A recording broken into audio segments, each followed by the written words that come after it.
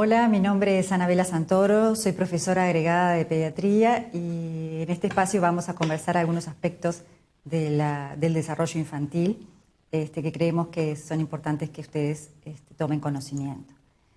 Por lo tanto, esta presentación se va a centrar en tres aspectos. En primer lugar, cuáles han sido los avances que las neurociencias nos han arrojado en los últimos años acerca del desarrollo infantil temprano.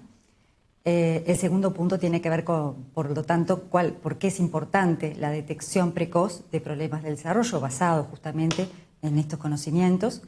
Y finalmente, cuáles son las herramientas para vigilar el desarrollo que disponemos en nuestro país. Respecto a los avances de las neurociencias en referencia al desarrollo infantil temprano, durante los primeros años de vida, las sinapsis se forman a una velocidad de aproximadamente 1000 por segundo. Como ustedes ven, nuestro cerebro es una suerte de cableado donde se van formando sinapsis a una velocidad que en los primeros años es sumamente alta. Cuando mejores son las condiciones en que el niño se cría, de crianza, ¿verdad? Y de cuidado, cuando recibe estímulo adecuado, cuando no sufre enfermedades muy graves, esas sinapsis se forman a mayor velocidad y además son más estables, más sólidas. Por el contrario, cuando el niño es inmerso en un medio adverso, con hábitos de crianza no saludables, sujetos a maltrato infantil, ¿verdad? O que padece alguna enfermedad severa, esa suerte de cableado o de sinapsis no se desarrolla en forma tan correcta, a una velocidad, la velocidad con que se desarrolla es menor y suelen no ser tan persistentes en el tiempo. Por lo tanto, cuanto más temprano se empiece en la vida del niño, ofreciendo oportunidades de crianza y de cuidado adecuados a esas necesidades de los niños, mejores van a ser efectivamente los resultados del desarrollo infantil de ese niño. El otro punto importante que también nos han arrojado las neurociencias es lo que tiene que ver con la regulación de la expresión génica. Es decir, cuándo, cómo y dónde se expresan los genes debe ser especialmente precisa durante la formación del cerebro. Está genéticamente establecida.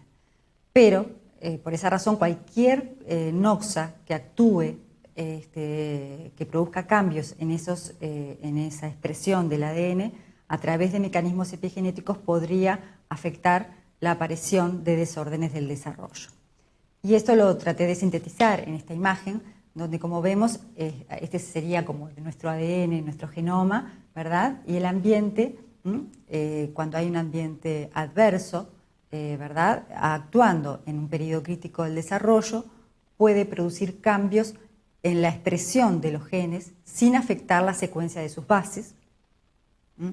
Y las consecuencias más importantes es afectación, sobre todo pueden afectar la salud, el crecimiento, el desarrollo y puede estar también en la base de muchas de las enfermedades crónicas no transmisibles en el niño.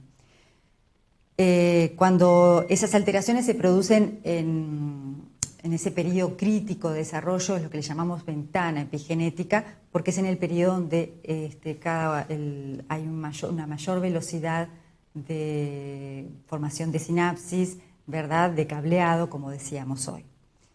Y lo interesante también es que esas modificaciones epigenéticas, si persisten en el tiempo y no de alguna manera se corrigen esos factores adversos, pueden transmitirse a la descendencia, perpetuándose en forma transgeneracional. O sea que esos son dos aspectos muy importantes.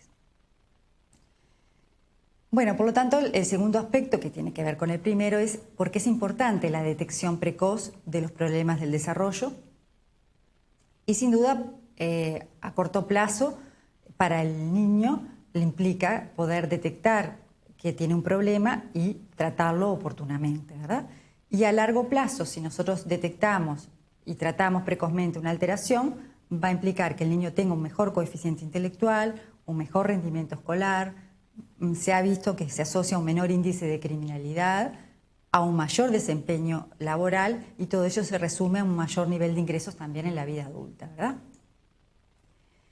Cuando llamamos ventana de oportunidades que mencionaba hoy o ventana epigenética, nos referimos a aquellos periodos críticos del desarrollo en temprano. Y como ven en la figura de la derecha, en los primeros 6 años ocurre el periodo crítico de la mayoría de nuestras funciones cognitivas y más importantes, ¿verdad? El sistema auditivo central tiene un periodo crítico de desarrollo en los primeros 2 años. Y luego, como ustedes ven en celeste representado, ese periodo crítico se debilita. El control emocional también en los primeros 2 años, lo mismo que los hábitos de respuesta. Las habilidades sociales un poco más tardía, entre los 3 y 6 años. El lenguaje comienza su periodo crítico también en el primer año de vida y culmina a los 4 años. Y la capacidad cognitiva lo mismo en los menores de 3 años. O sea que, como ven, el niño pequeño concentra en esa etapa el mayor velocidad de desarrollo, de adquisición de los principales aspectos de su desarrollo futuro. La segunda pregunta es, bueno, debemos vigilar el desarrollo, pero ¿quién lo debe hacer? ¿De qué manera? ¿Con qué? ¿Y cuándo? ¿En qué momento? Con respecto a quién, el niño evidentemente en sus primeros años está en su ambiente familiar, a cuidado de sus padres o cuidadores, también toma contacto con el servicio de salud y muchas veces también con el sistema educativo. Respecto al sistema de salud, al equipo de salud, lo que se ha demostrado es que el juicio clínico del pediatra no es suficiente para detectar problemas del desarrollo. Si solamente utilizara la observación, pero sin utilizar ninguna herramienta, solo detectaría de esa forma menos de 50% de niños con retraso mental, problemas de lenguaje u otros problemas del desarrollo. O sea que eso, solo el juicio clínico no es suficiente. ¿Qué rol juegan los padres? Se ha visto que los padres son muy buenos observadores y cuando dicen que algo no va bien con el niño, es posible que algo no vaya bien con ese niño y hay que escucharlos y evidentemente prestarles atención. Porque se ha visto en los estudios, han demostrado que los padres hay consenso de que su opinión tiene un buen valor predictivo en la detección de problemas del desarrollo. Bueno, la otra pregunta que decíamos era ¿cómo? ¿Cómo hacemos? No hay un consenso internacional de cuál es la herramienta ideal para vigilar el desarrollo. Lo que sí se recomienda, y en eso sí hay consenso, en utilizar un test de screening validado para la población de referencia o los más cercanas a ella.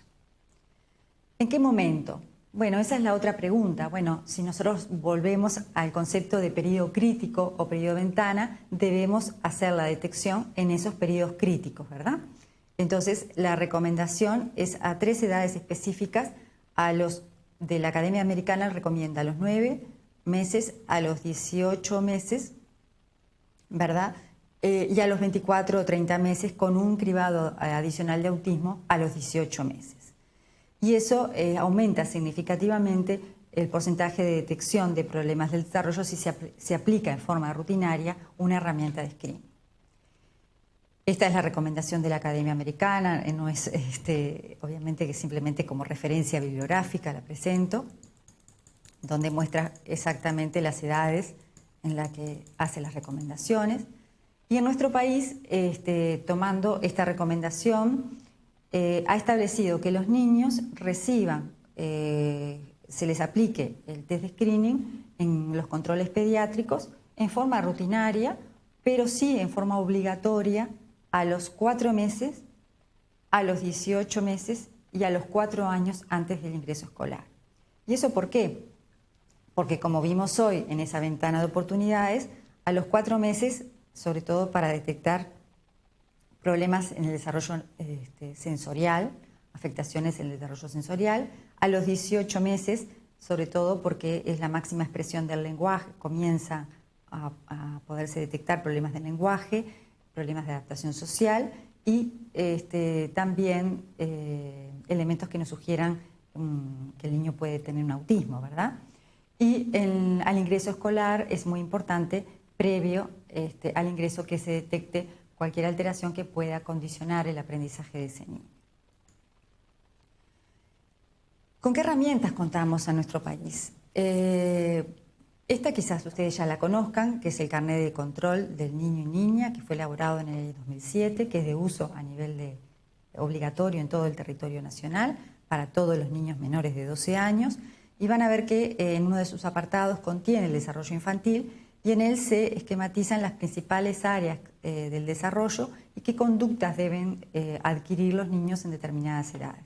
Esto no es un elemento de screening, simplemente es una ayuda para los padres para que puedan saber qué esperar sobre el desarrollo de sus hijos en determinadas edades, y también muestra cómo estimular el desarrollo en las diferentes etapas.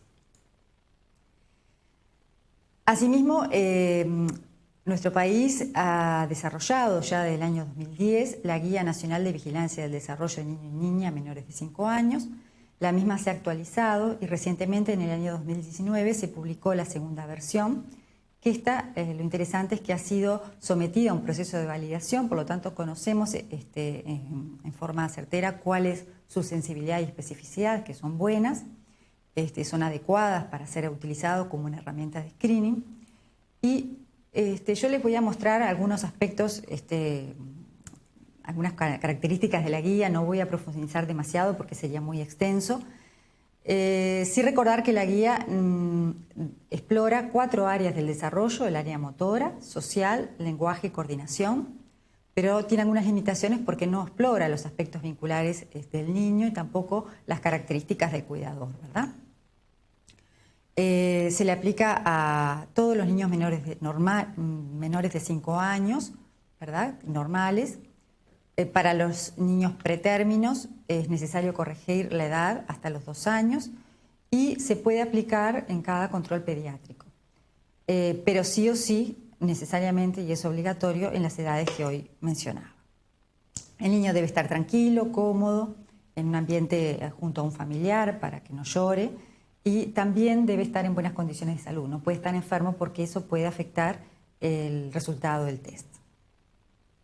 Es una prueba sencilla de aplicar, un tiempo estimado de 10 a 15 minutos, no más de eso. Estos son los materiales que se recomiendan para su aplicación.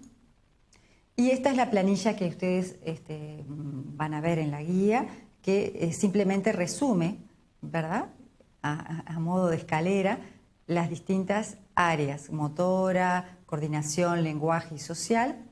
Y cuando nosotros vemos a un niño, por ejemplo, si tiene 2 años, trazamos una línea a los 2 años, ahora lo vamos a ver en un esquema siguiente, y vamos a observar las conductas que están a la izquierda, a ver si el niño ya las tiene presentes, y si las tiene, continuamos con aquellas conductas que atraviesan la línea, y si ellas también las tiene, podemos continuar observando las siguientes. Aquí hice amplié una de las edades como para que lo puedan ver mejor. Como ven, trazamos una línea aquí y lo primero que tenemos que observar es si el niño tiene las 3 conductas que están a la izquierda en cada área, ¿verdad? Si las tiene, continuamos con aquellas conductas que atraviesan la línea, y si estas las tiene, podemos seguir explorando a ver si adquirió algunas, está como adelantado con algunas de las áreas que le siguen, ¿verdad? También están resumidas algunas alertas importantes que nos permiten hacer una detección precoz de autismo, y a modo de resumen, finalmente podemos resumir si el niño tiene una evaluación normal, si requiere una reevaluación o si consideramos que es necesaria una derivación al especialista porque encontramos alteraciones importantes. Aquí, a modo de resumen, fui mostrando un ejemplo de cada una de las áreas. Por ejemplo, el sostén cefálico. Y lo que tienen importante es que ustedes para cada logro tienen la definición del logro que ustedes tienen que leer antes de aplicar. Y van a ver cuándo se considera logrado y no logrado. Esto es muy importante porque eso disminuye la variación entre los distintos observadores, porque para uno puede ser mantener erguida la cabeza un concepto y para otro. En cambio, tiene que aplicarse la definición tal cual está en la guía. Lo mismo para el área de coordinación, de lenguaje y el área social. Y finalmente, una vez que terminamos la aplicación de la guía, nosotros tenemos que sacar una conclusión de ese test, cuando consideramos si pasa o no pasa la prueba. Si pasa, quiere decir que cumple por lo menos con las 12 conductas que quedan a la izquierda de la línea que corresponde a su edad para las 4 áreas, o sea, 3 conductas por área. Y no pasa cuando falla una o más de esas 12 conductas. Un concepto importante que quiere decir que no pasa o pasa, esto es un test de screening, no es diagnóstico. Entonces, pasa o no pasa no quiere decir que el niño tenga un problema específicamente o no lo tenga. Quiere decir que alguna de estas conductas no lo logró. Puede ser una falta de estímulo, puede ser que el niño en la prueba no colaboró, pero es importante cuando nosotros le transmitimos a los padres, si la prueba algo no da bien, tranquilizarlos y decir, bueno, esta prueba, que es un screening, no dio bien, pero no quiere decir que el niño esté enfermo. Va a ser necesario reevaluarlo o que lo vea un especialista para profundizar, porque es una herramienta de screening, insisto, no es una herramienta diagnóstica. También lo otro que nos debe alertar es si tiene alguno de los signos de alerta que refería hoy o si pierde alguna de las conductas que ya logró. Por ejemplo, el niño ya logró caminar y por alguna razón el niño ya deja de caminar en forma persistente, es decir, es una habilidad o hablaba y deja de hablar. Eso también es un signo de alarma del desarrollo importante. En base entonces a esos resultados podemos ir entonces al flujograma que nos orienta al técnico cuál es el mapa de ruta que ese niño debe seguir si nosotros encontramos, si el test pasa el test o si no pasa el test, cuál es la conducta que el profesional debe tomar. Bueno, como verán, hicimos como un pantallazo muy general de una recorrida general por la guía. Yo los invito a que ustedes visiten en la página EVA, descarguen la guía, la lean en profundidad y comiencen a aplicarla en niños junto con los docentes que los acompañarán durante el curso, porque es muy importante que como médicos generales ustedes sepan supervisar tanto el crecimiento como el desarrollo normal de un niño. Así que bueno, esperemos que le haya sido de utilidad. Muchas gracias.